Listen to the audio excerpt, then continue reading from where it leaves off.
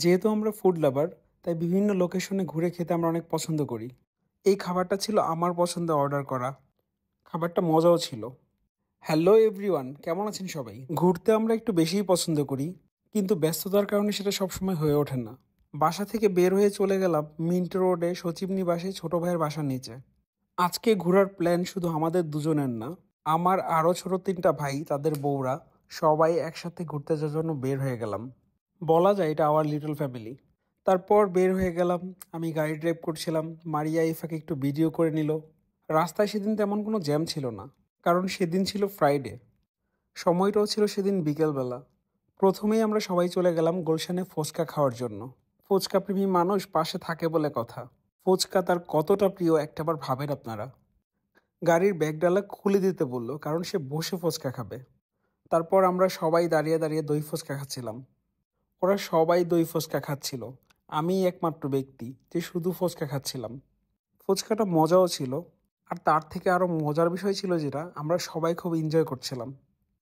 যেহেতু সেদিন ফ্রাইডে ছিল, তাই দোকানে এত ভিড় ছিল যে আমরা বসে খাওয়ার সুযোগটা আর পাইনি। তারপর আমরা সবাই সেখান থেকে চলে গেলাম উত্তরায় সেন্ট্রাল পয়েন্টে শেফ টেবিলে রাতে ডিনার করার জন্য। আমি পার্কিংয়ে ঢুকে যাচ্ছি গাড়ি পার্ক করার জন্য। সেন্ট্রাল পয়েন্টে গাড়ি রাখার পার্কিংয়ের জায়গাটা খুবই সুন্দর, আমার খুবই ভালো লেগেছে। আমরা আছি এখন ঠিক সেন্ট্রাল পয়েন্টের সামনে। আমাদের গাড়িগুলো এখন পার্কিংয়ে রেখে আমরা সবাই চলে যাব উপরে শেফ টেবিলে ডিনার করার জন্য। উপরে উঠতেই ওর চোখের সামনে পড়ে গেল ছোট ছোট মিনি স্টলগুলা। দেখে আমিও তাকে বললাম, তোমার যেটা ভালো লাগে তুমি নিয়ে নাও। অনেকক্ষণ দেখার পর তার পছন্দ হলো তার হাতে পরার মতো কয়েকটা আংটি। তারপর তার পছন্দ করা জিনিসগুলো কিনে দেই। সে হাতে পেয়ে মহা খুশি। একটু বেশিই ক্ষুধা লাগছিল আমার, তাই আমি খাবারের মেনুটা দেখে খাবার পছন্দ করলাম আর অর্ডার করে ফেললাম।